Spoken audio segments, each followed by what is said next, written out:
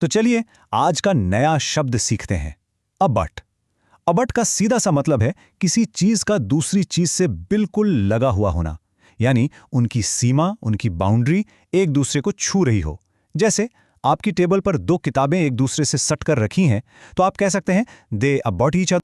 चलिए इसका एक एग्जाम्पल देखते हैं। इस तस्वीर में देखिए, यहाँ दो घर हैं जिनके बीच में एक ही दीवार है। वो एक कॉमन दीवार से जुड़े हुए हैं। ऐसी सिचुएशन को बताने के लिए अबट बिल्कुल परफेक्ट शब्द है। इंग्लिश में इसे हम ऐसे कहेंगे, the two houses Abbott sharing a single wall between.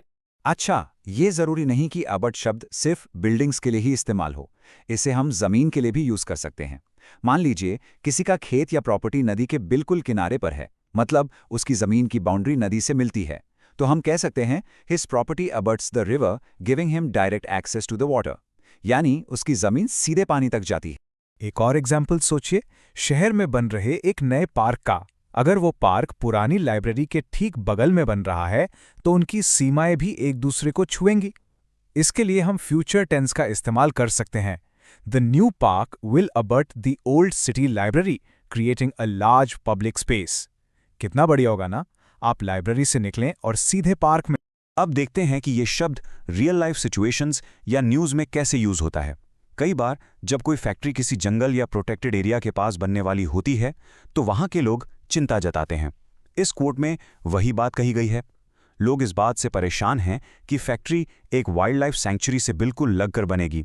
English में ये कोट है, local residents are concerned that the proposed factory will abut the protected wildlife sanctuary. किसी भी शब्द को अच्छी तरह समझने के लिए उसके सिनोनिम्स और एंटोनिम्स जानना बहुत जरूरी है। तो अबट के सिनोनिम्स यानी इसके जैसे मतलब वाले शब्द हैं अजॉइन, बॉर्डर या टच।